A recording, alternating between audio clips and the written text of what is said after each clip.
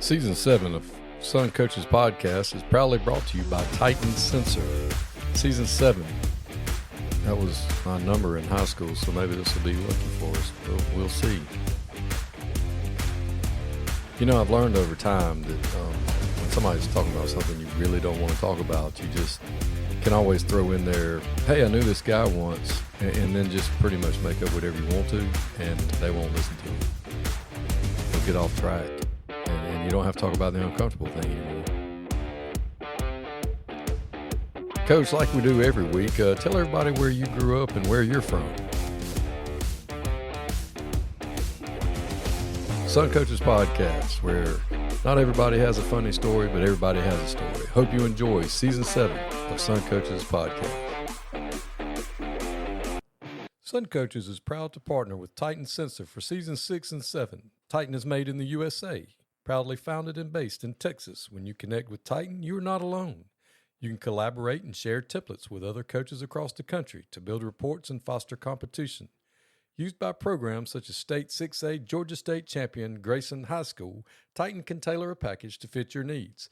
The eye in the sky never lies. Improve your team's performance with Titan. Welcome to Sun Coaches Podcast, Season 4, and today got a good friend of mine, Coach Mike Nash, head coach at Dunwoody High School. Coach, thanks for being on with us. Thank you for having me, man. I'm honored. I feel like a superstar. Well, y'all are all superstars, Coach, and I appreciate y'all taking the time out to come on and tell us your stories and any of the funny stories that y'all have come across along the way. Most of us that are in this business, we laugh and joke with each other and say that a normal human being actually wouldn't believe half the stuff that we've seen. Absolutely. I think we could all get together and write a best-selling book. An encyclopedia's worth of books. Exactly. So where did you go to high school? Coach, I went to Shiloh High School. My whole family went to South Gwinnett High School. We're from Snellville.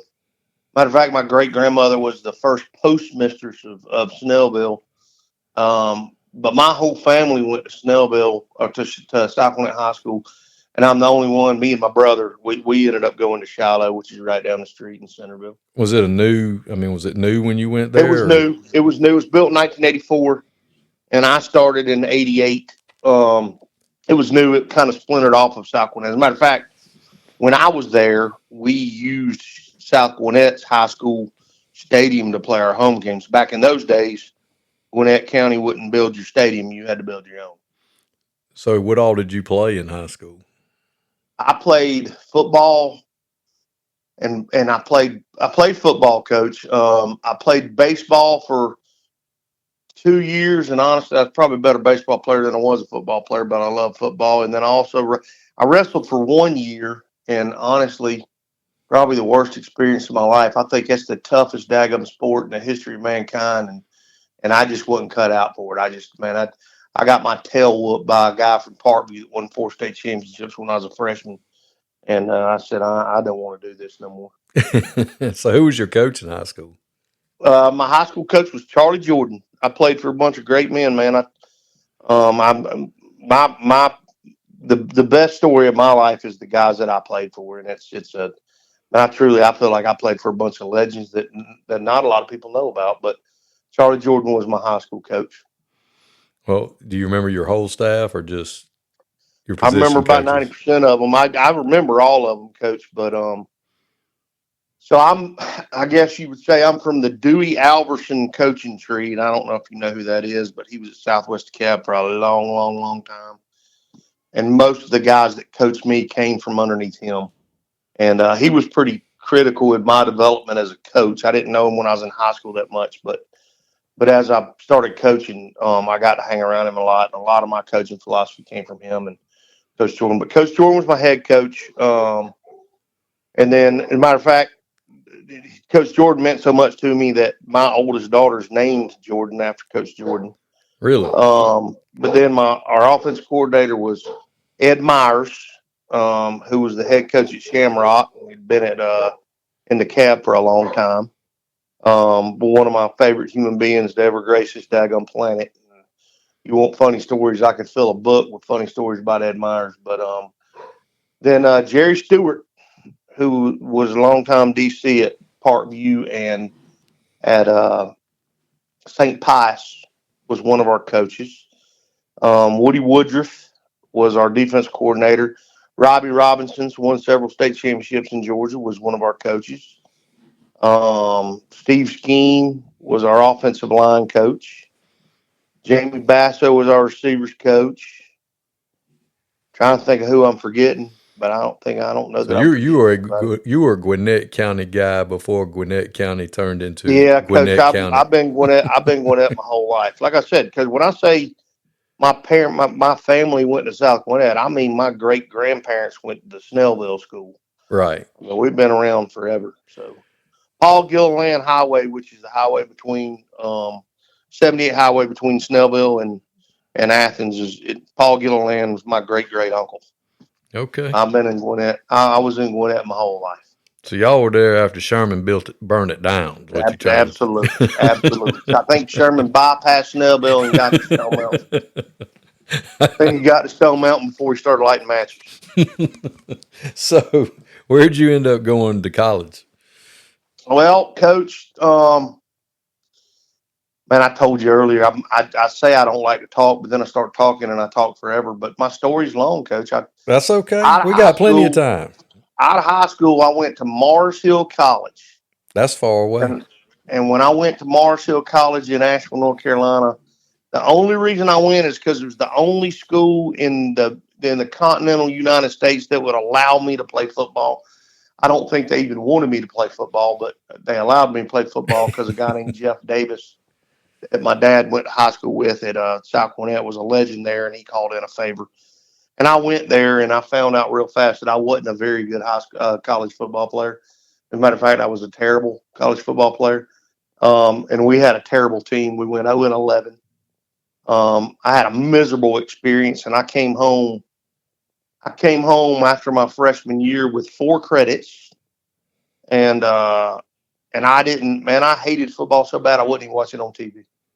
I didn't want anything to do with football. I hated the sport, and like I said, I wouldn't even watch Super Bowl on TV, and it kind of sidetracked me for a while. But truthfully, that's also kind of what made me who I am.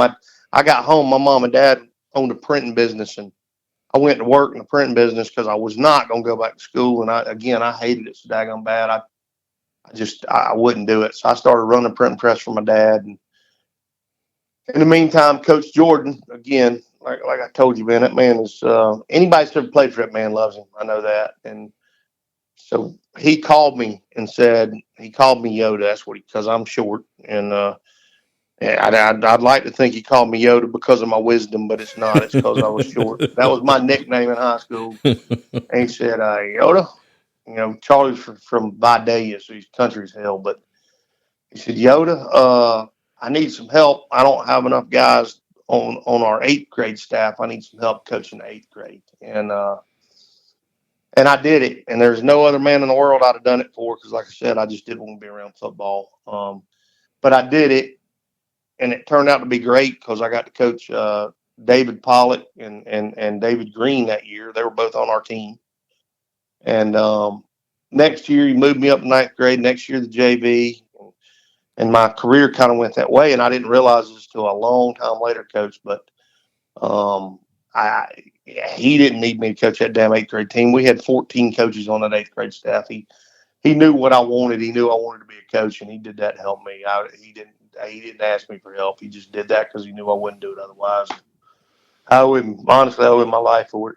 But then again, like I said, you asked where I went to college, so I did that, and then life kind of got in the way, and I got married and started having kids, and couldn't go back to college, and I went back to college 19 years later because Ed Shaddix convinced me to because he knew I wanted to coach. And I don't know if you know Ed, but he was the principal at North Gwinnett. And I went back to college 19 years later. So I'm kind of an old guy in this business, but I've also still got 17 years to retire. So I'm a little jealous of you this week. Well, I still got to put some time in the classroom, but I got 4 or 5 more years to do to get 30. But yeah, I've coached 27 years, but most of that was as a late coach. I've only been a teacher for 13. So 13 years as a lay coach, or what'd you say? 19 years as a lay coach? 14 as a lay 14 coach. as a lay coach. Was it all at Shiloh? No, sir. So, again, when I came back to Shiloh, I coached the high school at Shiloh from 95 to 2001 or 2000. And I was a parapro over there for a couple of years. And then in 2001, I moved over to Grayson with Mickey Kahn. I'd known Mickey. Mickey went to South Carolina High School. I'd known Mickey for a while, so I went over there when Grayson started, and I coached their 8th grade program from 2001 to 2004. And then from there, Coach, gets weird. 2005, I had started doing construction, and I owned a construction business, and I moved down to 30A in Florida, lived in Panama City Beach for 5 years. I tell people I was on a 5-year spring break, but we built about 400 homes on 30A between 2005 2010. Excuse me. 2010, we moved back to to Georgia and coached at North Gwinnett with Bob Spire and great coaching staff, Troy Hobbs and Mo Dixon. And then in 2012, when Coach Hobbs got the job at Shiloh, I went back to Shiloh with him. And then in 2015, when the Dunwoody job came open, I applied for it, and I've been there ever since. You have one of the most unique paths I've ever heard. I never realized that. I didn't realize. Coach, it's pretty crazy, Ben. I've done a little bit. Ed Shattuck. Do you know Ed Shattuck, Coach? I know the name. I've never met him. No, sir. He was at school today, and I've known him since I was a kid. And he was telling somebody he's never met anybody that's done as much as I have, and I have. And that old phrase, jack of all trades and master of none, is probably fits me better than anybody. But I can do just about anything, just can't do anything great. But I've had every daggum job you can think of. Like I said, I can step in and run a printing press tomorrow. I can build a house with my bare hands. I can do plumbing, electrical. I can coach football. I can teach. I'm certified in 7 different subjects. But again, I ain't a real good teacher. I just got certified in a bunch of different subjects. You're MacGyver. But that's the way Ed described it today. Kind of, I am, but I ain't as good as MacGyver. All MacGyver stuff always worked. Mine don't always work. If you count on me to get us out of a situation, I'm probably gonna get us into a worse situation first. I never knew. I swear I did not know that you were a lay coach for 20 years. I worked as the. There's nothing wrong with that. I just think it's awesome. That's going to be great for people to hear this. It's crazy, and I love it because it's something I can teach kids. Because I worked as the recreation director at the Fulton County Regional Youth Detention Center on Boulder Crest Road in Atlanta, Georgia. Probably the worst job I ever had. That's fantastic. But I worked at a daggum car wash. I own printing businesses. We've done a little bit of everything. But what I love about it is that when I get to teach kids, and I say this all the time, Coach, I love football and I love being a football coach, but I love teaching. And I tell people all the time, I believe there's 2 kind of people that work in a building, in a schoolhouse. I believe there's people that teach because they love their subject, and most of them are on that English hall. But but I believe there's other people that just love being around kids, and that's me. I don't care what I teach. I've taught special ed, PE, health, marketing, business education, entrepreneurship. Right now, I'm teaching home ec. I'm the cooking teacher. That's what I'm talking about. Next year, I'm starting a new pathway at Dunwoody that only 20 schools have. It's called HEO pathway, which is heavy equipment operation, because I'm the only one in the building that can run a daggum bulldozer. At Dunwoody High School. Yes, sir. Who'd have thunk it? But what I love about it is I get to teach kids, Coach, for 19, and I told you my story. I hated college, so I didn't finish. But for 19 years, I did anything I had to do to survive. I had to do what I had to do to survive because I had 2 kids and a wife. You got to eat. And then now I get to do what I want to do because I finally finished and got that piece of paper. So I tell them all the time, just suffer for a little while so you can do what you want to do instead of what you have to do. Ain't that the truth? I tell you what, you hit on something that I've always told people when they ask, when you go out in mixed company, and by mixed company I mean people that don't teach or coach, because contrary to what coaches think, there's a whole world out there that really doesn't give a flying fart what we do for a living. And No, they're not at all impressed with the fact that they could care less that there's a Final Four going on this weekend, and they really don't care who's winning the state championship next weekend. Absolutely. Contrary to what we think. But you get in mixed company and they're like, "Oh, you're a teacher," and yes, I am. And every time they've asked me, "What do you teach, youngins?" I teach kids. We talk about math, or we talk about science, or we talk about whatever. You teach kids, and I think if you do that, then you're going to have fun at school every day. I went today. I got this little pen. You know them little bootleg teacher, it's like a school store for teachers they have in the teacher's lounge, and they have all that junk in there.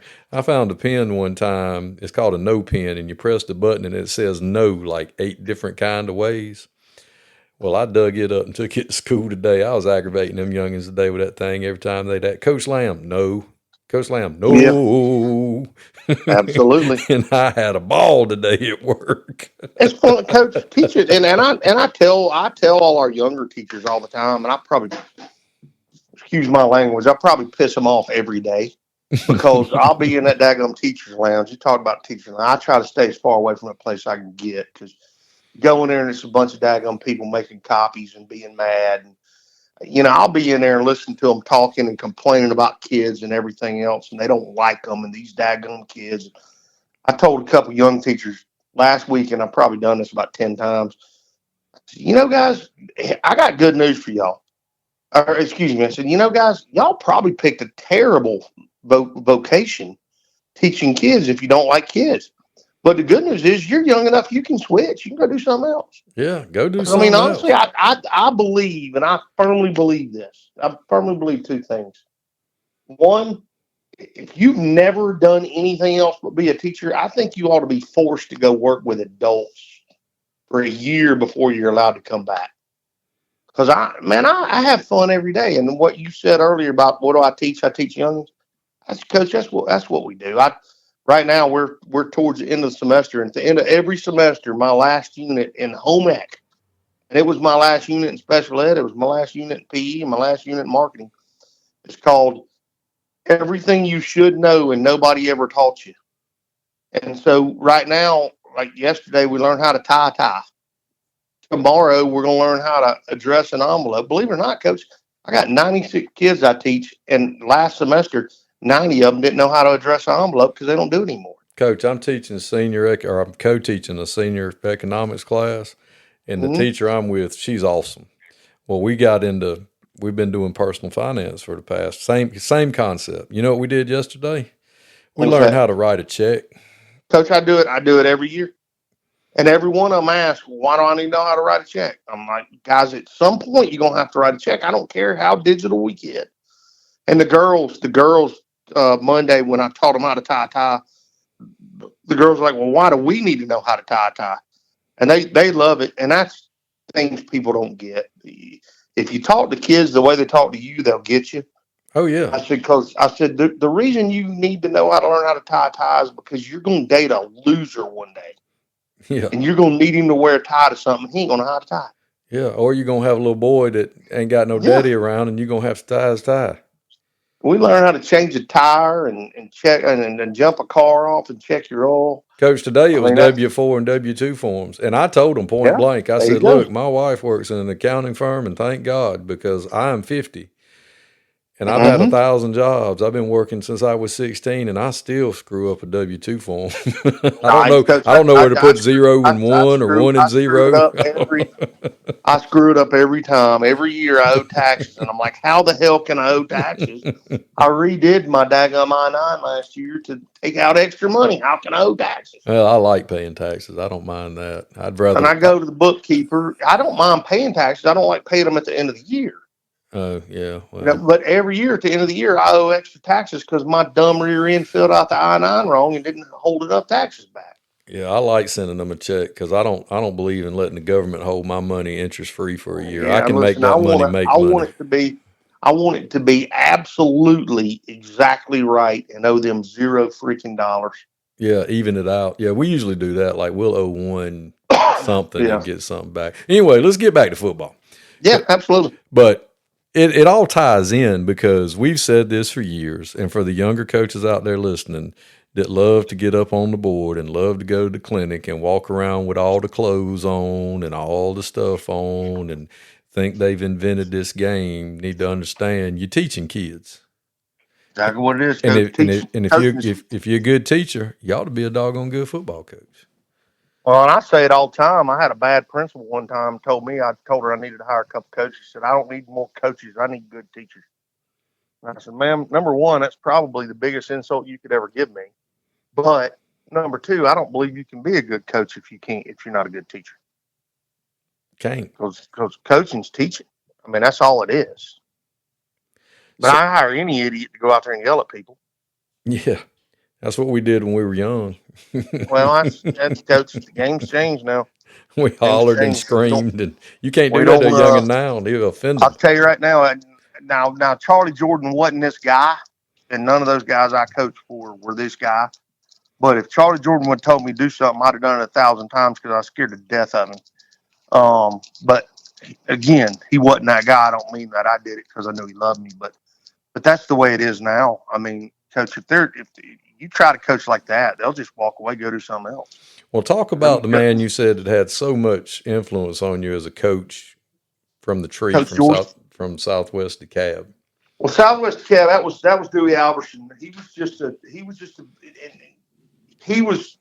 is the guy that brought along, Charlie Jordan and Ed Myers and those guys and Steve Skeen. So he was the godfather.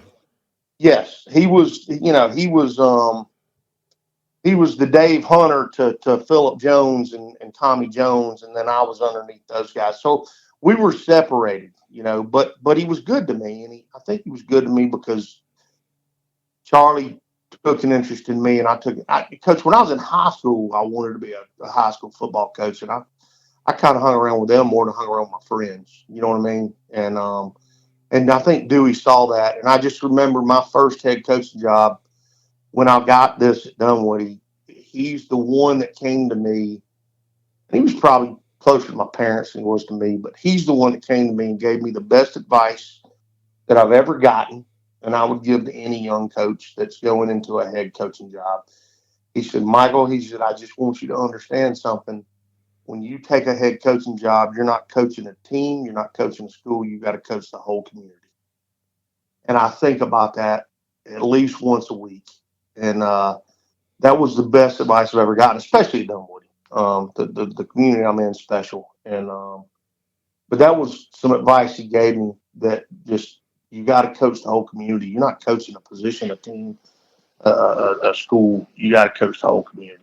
And like I said, man, I think that's probably what I'm best at. I'm a fair football coach. If I had my way, I'd go run the triple option or the I for the rest of my life. I ain't real good at all the new stuff, but kind of what he gave me was I coach the community and I hire guys that know how to coach. But Coach Jordan is the one that had the most. Coach Jordan and Coach Myers are the ones that had the most impact on me. And I'll give you an example. And I ain't gonna use a name here, but I got a best friend here in the community that been good to me, and he played for a legend. Now, if I gave you the name, and I'll give it to you when we ain't on tape, but just a famous football coach in Metro Atlanta, won more games than 90% of coaches in the history of the state of Georgia. And he's always bragging on him, and I'm always talking about Coach Jordan when we get together, and we might have a a beverage or two or whatever.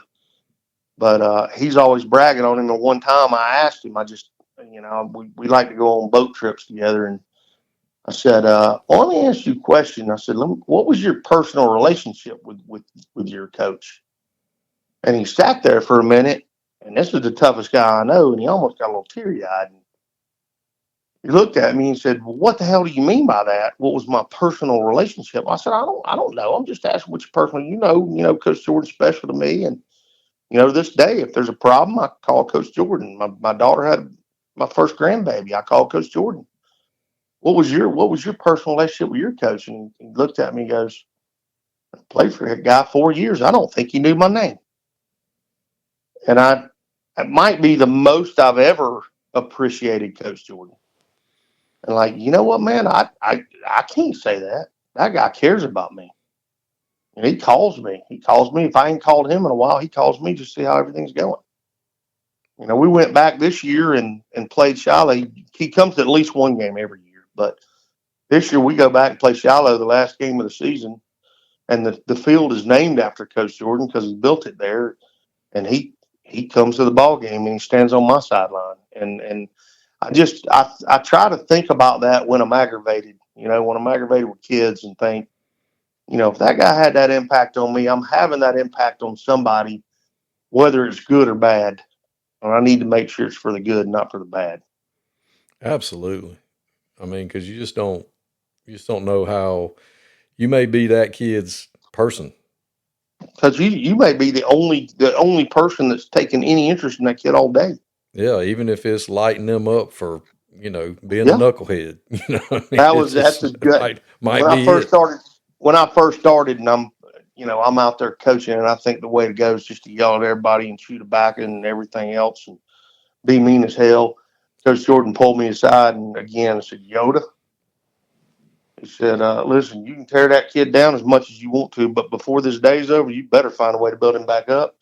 He said, I don't care if you lie to him. You can tell him he's got the nicest pair of cleats you've ever seen, but you better find something good to tell him for you. Yeah, that's the way the old heads used to tell us. You can call him anything but a child of God while we're out here on this grass, but before he leaves this parking lot, you better hug his neck and tell him you love him. Because he better show back up tomorrow. Yep. But or you won't. Like I said, I take that. I'm 50 years old, man. I ain't played football in, 34 years, but I remember it. I remember it every time. If I'm chewing a kid out and I get mad at him, we do that. But kids they do dumb things. I tell people all the time, if they quit doing dumb things, they ain't going to need us. They're going to fire us. So, but I think about it every day. If I'm getting on a kid, I think, I better make sure that kid knows I love him before he leaves. Well, you coached for another legend. Several legends. Let's go to Mickey Conn at Grayson. Good Lord, you've coached at some good places. God, how awesome was that? That guy was just, again, I was the 8th grade coach, not a high school coach, but Mickey was good to me, and we were always friends. And I don't even know how to say it, man. And it goes back to what you were talking about a minute ago. You talk about these X's and O's, and all these young guys like to get on there and they like to draw up everything. Mickey's just a dang winner, dude. Mickey's won at everything he's ever done. I mean, he's just, he went to University of Alabama out of South Gwinnett, and honestly, he wasn't a great football player. And somehow he goes to Alabama, and everybody talked about it in town. There's no way he's going to play at Alabama, and this and that. And then he goes to Grayson. There's no way he's going. He wasn't an assistant football coach but a couple of years before he got that Grayson job, and everybody talked about, he wasn't going to be able to do it over there. He's too young, and he did it. Then he goes to Clemson, and everybody's talking about, well, he can't do that. Now he's a daggum co-DC. I mean, the guy ain't never done anything but win in his whole friggin' life, and he's a winner. I mean, at some point, you got to look at it and say, there's something to it, man. There's something to it. That guy's just a freaking winner. Yeah, we had young coaches in America's Brandon His energy's insane, Coach. His energy's insane. Yeah, we had a young coach with us in America's Brandon Priest, and he played for him. I know Brandon Priest. I coached Brandon Priest. Yeah, Brandon's he was like, I don't want to say little brother, or, because he was younger, but he was like a little brother. And, me and my wife really loved him and his family, and his parents would come down and everything, and, his good people. and Brandon, great guy, and and he was coaching at Monroe area, and man, I tell you what, that joker would cut your head off over Mickey Conn now. Coach, I coached Brandon and Chandler. Chandler was his older brother. Yeah. And then his daddy was great friends, best friends with one of the other guys I coached with, who I think is probably the most underrated coach in the state of Georgia, which is Robbie Robinson. Oh yeah, Robbie Robinson's one of my people too now. Coach Robbie is. I don't know why, but he's always been good to me, and I'll fight somebody over that man now. Robbie's always been good to everybody, but that's. You were talking about funny stories, Coach. Again, I could fill a book with Robbie Robinson and Ed Meyer stories. Well, let me have them. At Shiloh High School with our admin. Our admin did not like football one bit. And I mean, from the names I give you, I played for a bunch of guys that were football guys. Robbie Robinson had a poster of Elvis Presley and a poster of Robert E. Lee in his classroom. And they were constantly giving him hell. And they didn't care. And Ed Meyer, man, I can say it now because Ed's passed and he ain't gonna get in trouble no more. But Ed would smoke all the daggum time. That's the funny thing, Coach. That's the funniest thing I think I could ever remember is when we played back in our day. Ed Meyer would be, God, he might go to prison today over the stuff he did. It really was harmless, but I remember Ed was awesome, and he would. His biggest goal was to make me throw up in practice.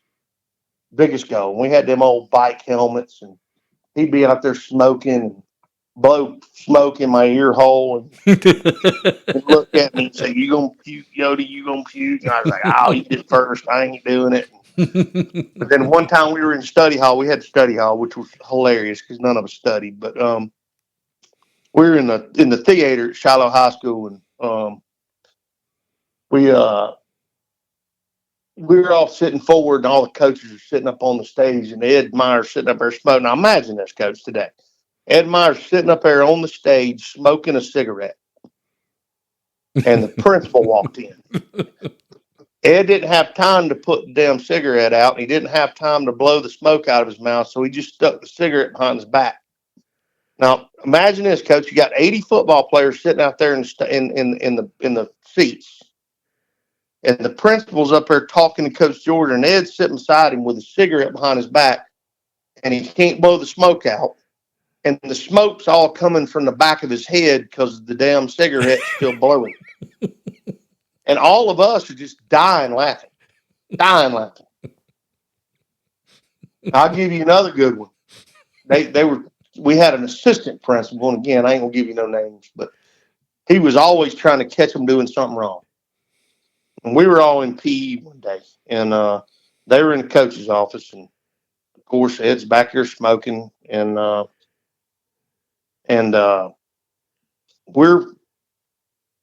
this assistant principal goes back here and unlocks the door and walks in without knocking. I guess he caught Coach Meyer smoking, and all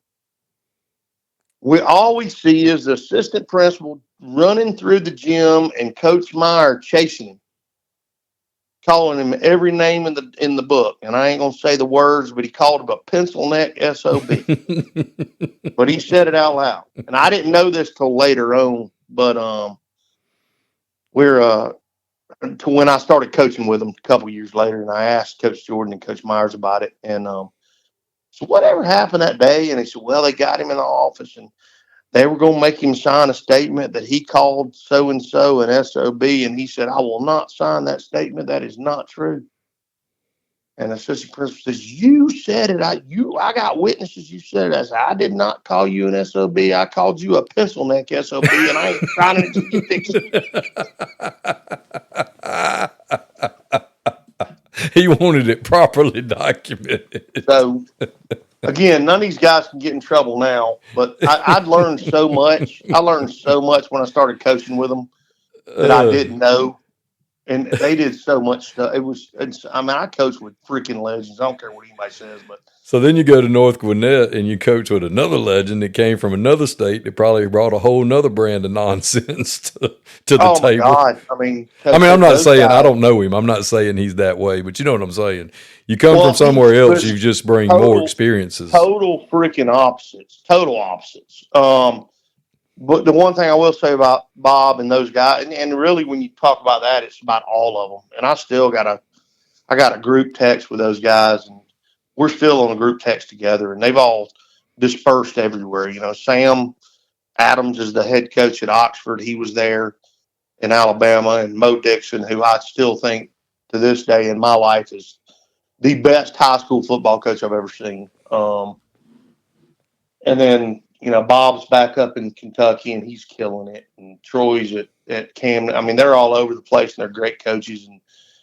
But totally different because it wasn't that old school Georgia football stuff. But they were also always interested in that. They were interested in that. They didn't come down here and act like they were better than everybody else, man. They respected that. And it was cool. But Bob, I mean, Bob taught me so much, and football wise, Bob taught me as much as anybody. But he did it in a different way. You know, he really did. I remember I was the ninth grade head coach, and I was calling offense, and we're playing Peachtree Ridge, and they're playing a defense. I don't know what the hell I'm doing. And I'm like, because I went there wanting to learn. I had this mindset that I wanted to try to merge the spread with a traditional offense like an I. And, you know, Bob convinced me you can't really do that. You won't have to be all in or all out. And the one thing I loved about Bob, because Bob started wing T, but the one thing I loved about Bob was he told me, he's like, neither one of them's wrong, man. You ain't got to be spread. But it's going to be really hard to be spread and wing T or spread A and I. And so we're in the middle of a game, and I walk over to Bob, and it's just how he was. I'm like, hey man, what the hell should I call against these guys? He goes, I ain't telling you. You got to figure that out on your own.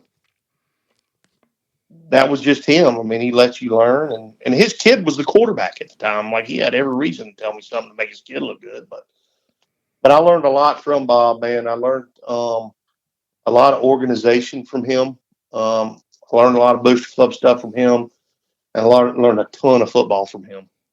So then you parlay it into the Dunwoody job, and what a unique situation. I know we talked years ago when it was a year or two after you got it, and you told me some things about that situation up there that just blew me away about the support and the community and the kids. And you're like, come on, man. And I'm like, come on up here with me. I'm like, dude, you know how I feel about Atlanta. I can't make myself deal with that kind of situation. And you had an apartment that they set you up with, and Coach, it was just amazing to me. I was like, you got to be kidding me, because y'all are daggum slap dam in the middle of Atlanta.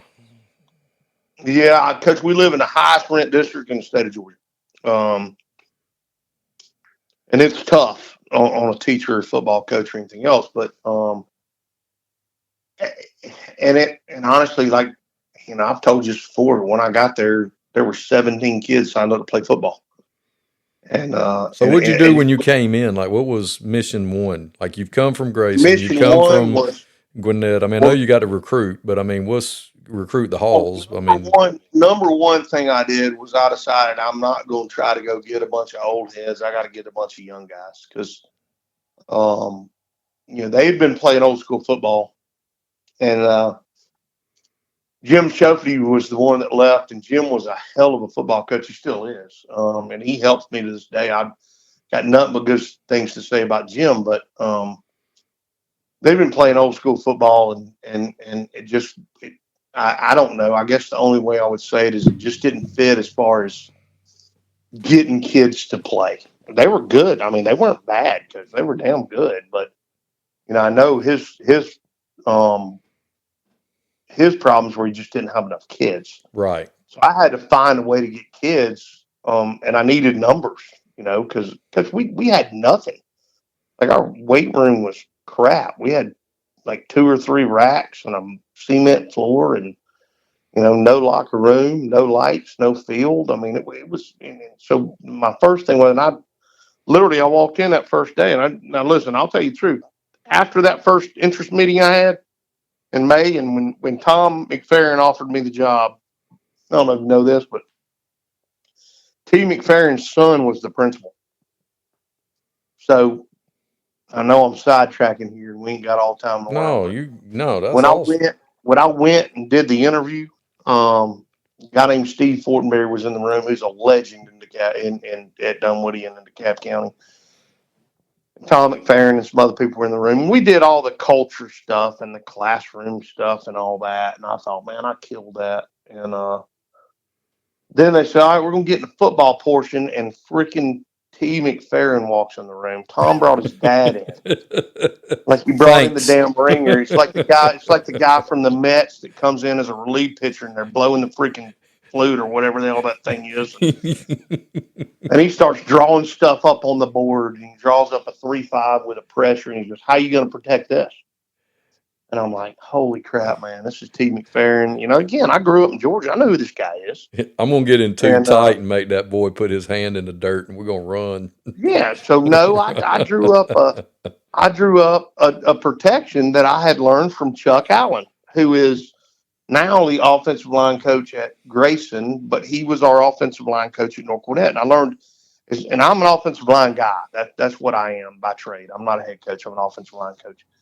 But I've learned this protection from Chuck, and it's a half slide, half man protection. Right. And I drew that thing up, just man, boom, boom, boom. And I'm thinking, God, he's gonna pick this thing apart. And he goes, "Where'd you learn that?"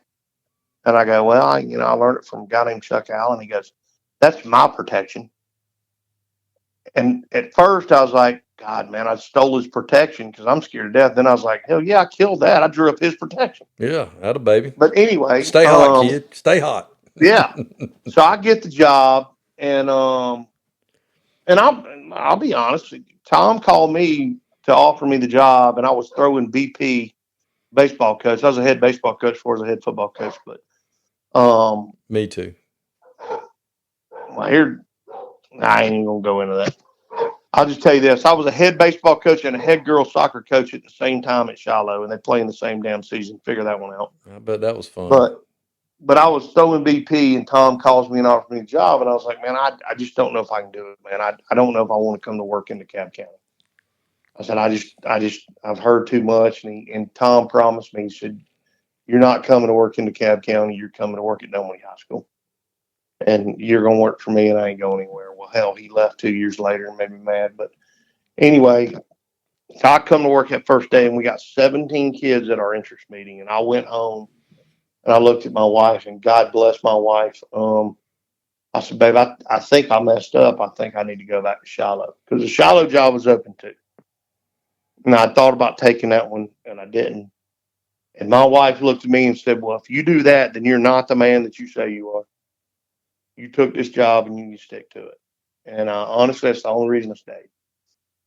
But I did, and I appreciate it. My first goal was I needed to hire young guys, and I didn't. I'll be honest with you, I didn't care if they knew anything about football, but I needed guys that could go recruit kids out of that daggone building, and that's what we did. And I remember registration day. We had 28 kids on the football team on registration day, and we were playing in a week. We were playing our scrimmage game in a week against North Springs. So all my coaches, I told them, you find any kid that looks like he might be able to play football, and you recruit him. And we did. And so we ended up with 65 kids that first week. My Mike linebacker was a kid named Stevie D. Gebhart, and he practiced Monday, Tuesday, Wednesday. He had a meeting on Thursday, so he couldn't practice. And on Friday, he called the defense. Now, this ain't no glory story because we got the hell beat out of us. But we ended up with 65 kids that year, and that was our goal. That's what we did. We built the program, and we started building. Now we get an average of 120, 150 kids every year. So That's insane. And I attribute that to those guys, man. And I'm lucky, man. I got guys now, and this will blow your mind. But number one, I've been at that school for 10 years. Ain't nobody anywhere for 10 years anymore. And I've got guys that have coached with me. I got one guy that's coached with me for 14 years. And then I got 4 or 5 that have been with us for 8 to 10. I mean, it's a special place, man. The community is phenomenal. The school's phenomenal. We've seen a bunch of changes, but it's still it's a great community. And the kids work. They work. Now, I'll be honest. That's probably one of our downfalls. And I tell people this all the time. And I tell them when I hire them, you got to understand this is a different place now. It's our kids work. Don't get me wrong, but it ain't. Football is not the most important thing in Dunwoody. It's just not. And I get it. I mean, I tell them all the time. They all come from, you know, very, I don't want to say privileged because I hate that freaking word, but very successful families. And I tell them, you're all going to go to whatever school you want to. Our average GPA is like a 3.6, 3.7. You're all going to go to the college you want to. You're all going to join a fraternity. You're going to marry some hot chick. You're going to drive a better car than I drive, and you're all going to move back to Dunwoody. I get it. Like, you don't have to have this to get out of here. Ain't nobody trying to get out of Dunwoody. They're just trying to go somewhere and come back. And but I get that. So you got to and that's what I tell all my coaches when I hire them and interview them. You got to understand that. And if that's not what you want to be about, then this is probably not the job for you. Because at the end of the day, that's the bad. The good is I don't deal with discipline. I don't deal with grades. When I was at Shiloh and other places, I had to set a table up when we got report cards and see if everybody could practice. Now I don't have to do that. You essentially have what people perceive as private school type kids in a public school setting. Absolutely, Coach. Absolutely, no question. The only difference is I can't. Private schools can hold it over them a little bit, but I can't. There's public school kids, and I love my offense coordinator's a guy named Matt Smets, and again, I think Matt, football wise, is probably the best coach I've ever been around in my life. If it wasn't for him, I might have gone and done something else a long time ago. But he has a great analogy, and these kids will go play basketball, or they'll go do something else. And I love what he always says. He said, "Yeah, man, high top or tank tops and air conditioning is undefeated." You got to be careful. We're asking these kids to do a whole lot. And, they don't have to have it. So, well, they about gotten to where they like that everywhere. It is, Coach. But I'm done. What's different now? I'm telling you, these joggers are rolling up in brand new BMWs, and I'm rolling up my 240,000 mile truck. Well, how are their attitudes? I mean, are they respectful? Are they? Coach, best kids ever. Best kids ever. I don't have problems, Coach. I just don't have problems. I mean, and that ain't got nothing to do with me. They're not. When I say they're well off kids, I don't mean they're entitled or spoiled or the best kids ever. I did the craziest thing I've ever seen. I don't know if you get this at your school. I'd never gotten it anywhere I'd ever been. After every practice, we have to stand around for about 10 minutes until every kid comes around and says, "Thank you, Coach. Thank you, Coach. Thank you, Coach. Thank you, Coach." It just fist bumps every one of us. It's like, what the hell are you thanking me for, man? This is my job. Like, but they're literally every single coach. It's the craziest thing you ever seen. If you've never seen it, it'll blow your mind. Oh, I would crap my pants. I'd be like, man, get away from me. One of my favorite things in the world. One of my favorite things in the world is when I hire a new guy from somewhere else. I love that first practice just to sit and watch that guy. Because he's like, what in the hell is going on? Like, every kid is thanking me. And I'm not kidding, Coach. 140 kids coming by, shaking your hand, bumping your fist, telling you thank you for coaching them. I mean, they are phenomenal kids. They're great kids. So you're telling me when Jimmy Thompson, our buddy James, was at Northview, he was dealing with the same kind of kids? Yeah, Jimmy, and I told you this before our call, but Jimmy's, honestly, man, he's probably one of my favorite people I've ever been around. And we got to be really good friends. We were in a region together for 4 years. Neither one of us were worth crap. But now I will say this: Jimmy was able to do things at that place I don't think anybody will ever be able to do again. Because he's not only a great guy, but he is a phenomenal football coach. The things he did with personnel packages and motions and just, I mean, man, he kicked my butt. But we used to meet at midfield every year before the game, and we would actually talk and say, you know, man, I'm so glad I get to play you this week. I ain't got to get play against somebody I don't like or some guy that's macho and just wants to come out here and run the score up. But I mean, we had a genuine respect for each other, and we talked a lot about the benefits. And again, it's the good versus the bad, but we talked a lot about the benefits at coaching somewhere where number one, you're appreciated, and number two, you got good kids, and you don't have all the. I mean, honestly, you don't have all the pressure in the world, but people appreciate what you do. I mean, because back in those days, and we've gotten better in the last couple of years, where we're actually competing, and that's great. Don't get me wrong, I'm a football coach, and as Ed Meyer said one time, I cheated checkers to win. But you know, it's also it's pretty special when you're at a place where people appreciate what you do without the winning. I mean, there was times back in those days when we'd get our tail kicked in. We'd having played Norcross and Archer and all those teams that we didn't have any business playing. And I'd be down on the sidelines after a game getting beat by 40. And I'd be cleaning up the sidelines and have parents walk by and pat me on the back and say, Coach, just don't leave us. We know what you got. And it's like, where the hell does this happen? You know, and it is. It's different. You know, it's different to get that. Well, that's good to hear, especially this day and time, because some people, well, a lot of people, most people, have such unrealistic views of, what high school athletics are supposed to be Yeah, and what they're absolutely. supposed to be about. And, there's nothing wrong with a kid being a good little old high school football player, or a good little old high school baseball player, or, just a good, kid. Everybody thinks Coach, their kids got to sign an I built, NIL I or they built, got to I go built get. my life. I built my life on being a good high school football player and a terrible college football player. A I jack didn't of have all, any a business jack going of to all college. trade and a master of none. That's exactly right, man. That's what I am. Well, at You least you want me to can do come? You stuff. want me I to come can't do fix nothing. something? You want me to come fix something at your house? I can fix it one way or another. Yeah, I can't. I have no marketable skills whatsoever. None. Zero. Nothing. I can paint. I'm a good painter. I'm slow, but I'm really good. Now, Coach, that's one thing I'm terrible at. I will tell you that I am terrible at painting. My wife will tell you. I'm There's I'm so a many good things. painter. I'm just really Coach, I had a slow. house. I had a house. My last house in Lawrenceville, which I hate that I sold, but there was a crawl space / basement that didn't have a floor in it. I dug the damn basement out by myself, and we finished the basement and put a 2-bedroom apartment in it. I can do that, but if you ask me to paint a cabinet, man, you better have a lot of lacquer thinner or something to clean everything up. Yeah, see, I can do that. That's the only marketable skill I have.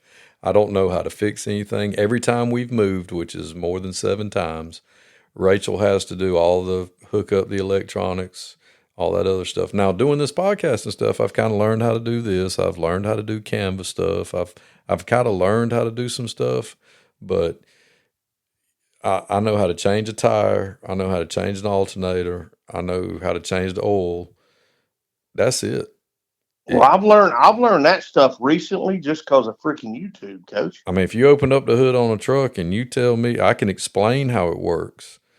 I mean, Well, I'm see, I can't on do that. I still to this day, a combustible engine just makes no sense to me whatsoever. I'm still trying to figure out how regular television works. I think that's amazing. But Oh yeah, I can't do that neither. I can get down with calculus and physics and things like that. And I mean, on paper, I can take tests and I can throw a score up there, but you just hand me something that are built in skills See, and I think say, I hey, think go do I think I'm this. the opposite. I I can't think do me it. and you make a good team because I'm the opposite. Because I can't tell you how anything works, but I can figure out how to make it work. And if it's built out of wood, brick, mortar, I, just give it to me and let's go. Yeah, I'd be your helper. Like, hey, Lamb, go get this and bring it here. I'd be a Nah, good here and you'd there be the guy. engineer. You'd be the engineer or the architect. Maybe. Yeah. Maybe. The only thing I can engineer and architect is I'm good with kids. That's what one of the teachers told me today. She was like, I love having you in class because you are so funny and so good with these kids, the relationships you have. And I was like, yes, yes, ma'am, thank you. And I'm like, I'm just trying to say, you know, and she's been doing it a long time, and she's such an excellent teacher. And she's an English teacher, believe it or not, but she makes it so, and I like reading, so she makes it so engaging. We listen to this podcast that it's telling a story, and the kids are all into it, and it's like 6 minutes, and then she'll change, and we do something else, and it's like going to football practice. We do individual, we do group, we do a little team, and we do a little scrimmage. And I'm like, man, Miss King, you should have been a doggone football coach. This is awesome. And the kids get into it, and I'm like, you make the class what it is. I'm worse than the kids. I participate and raise my hand, and I cut up with the kids. I mean, she could probably send me to the office once a week because I'm disrupting class. But Coach, that's pretty cool, man. Because I was a team teacher for a while, and I got to be honest, that's one of the places in education that I think needs fixed. Because like every team teaching situation I was ever in, all I had was they wanted me to be the disciplinarian all the time. well, I tell them up front, I'm not going to do that. And if I've got a teacher that's going to be, and now that I'm older and you've got younger teachers, I can just tell them up front, this is not how this works. I'm not the daddy. This is your classroom. I'm just helping, and I'm assisting, and I assist everybody. But I'm really, really just really, if we want to be technical, and I'm sure there's going to be some administrators out there that pitch a fit and are saying I'm an idiot and I'm never hiring this guy, and that's fine. But If they don't want to hire you, you don't want to be hired. I'm really there to make sure you don't get sued. Yeah. Because you don't want the federal government pounding on your head because that paperwork ain't filled out right. Well, I also don't want it to sound like I know I used English teachers as a reference earlier. Oh no, because I ain't the only Believe ones. Believe it or not, when I first went to school, that's what I wanted to do. I wanted to be a literature teacher. I had great literature teachers in high school, and that's what I wanted to do. Mike, if I could do anything in the world and make what I make, I'd write. Like that blog post I wrote about my last day, my 30 years of coaching. And I had people email me and go, we didn't realize you could write like that. Did you write that or did ChatGPT? I said, ChatGPT, I don't know how to barely text. I don't know how I said, no, I grew up writing. I love to write. If I could write and make the money I make, I would do that. Well, to be honest with you, if I could cut grass on the golf course, I would make the same amount of money. I'd cut grass. I think I love turf because it keeps fields together, but I think it's the worst invention in the history of mankind because there was nothing better than when I'd just be able to get out and cut grass every day after football practice. Yeah, especially now with the way I still have to wear like full headphones. I can't do the AirPods, but I could put on headphones and just go. That's why I'm kind of jealous of my son's got hearing aids and they're Bluetooth. So he's always like he was wearing AirPods before AirPods were cool. Yeah. So, Grayson's always, if he's got his iPad or his phone or whatever, I mean, it's kind of aggravating as a parent sometimes because you're trying to get his attention and people are like, oh, he's ignoring us. And we're like, no, he's Bluetoothed into his device. So you're going to have to go over there. They used to be my favorite thing in the world. My Booster Club bought me, before we got that turf at Dunwoody, we laser graded our field, we planted it, and everything was good. And every day, as soon as practice was over, they bought a big Toro reel mower, and it was like 10 feet wide. And we bought it from the Braves. When the Braves moved from Turner Field to Truist, they just sold their 2 Toros, and we bought one of them. So every day after football practice, I'd put headphones in, and I'd get on the Toro, and I'd cut the field because it got the rollers, and it gets rid of the cleat marks and all that. And I loved it because I could cut the grass, and if any parents walked up, if it was a parent I knew I didn't have a problem with, I'd stop. if it wasn't, if it was one, I was like, oh my God, I don't know what this is about. I just point to my headphones like I can't hear you. And keep on moving. Well, Coach, I sure have enjoyed it. You have had one of the most unique climbs to the big chair of anybody I've ever heard. And to me, that tells people. Unique. Go ahead. I said, I don't know how big it is, but it's definitely unique. Well, it tells people that there are different ways to get there. Absolutely, man. And not to give up on wanting to do what you dream. And like you said, you can use it to reach kids and let them understand that it's never too late and never stop working. That's the biggest thing I tell people is if this is something you think you want to. And I got a guy right now that's coaching our youth program that called me last week and said, Mike, I want to sit down and talk to you. And this guy's been a very successful business guy.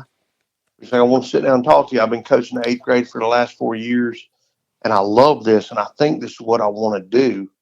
And my advice to him was, man, freaking do it. Like, don't sit around and think about what's going to be your barricades to getting in it. Just do it, dude. Just do it. And ain't nobody, you know what? You might go broke getting it done, but once you get it done, again, I don't make near the money I made building houses on 38. I can promise you that. But I'm happy now, man. And I tell people I don't make the money I made, but I know every 2 weeks how much money's going in my bank account so I can manage that. And I get to go hang around with kids all freaking day, and I ain't got to deal with adults. And it's been worth every bit of that. So the biggest thing I tell people is I don't care how long you've been out of it. I don't care how long you've thought about it. If you want to do it, break down, go do it, and just suffer through it now so that you don't have to do what you have to do. You get to do what you want to do. Well, I'm so glad you get to do what you want to do, Coach. I appreciate you being on with us. I appreciate what you do, man. You don't know, you have no idea the value you bring to high school football coaches, not only in Georgia, but everywhere else. I'll be honest with you, man. I don't follow a whole lot of people on Twitter, but I check your page every freaking day. Well, I appreciate it. I appreciate it. All right, Coach. Well, it's been fun. You too. Bye.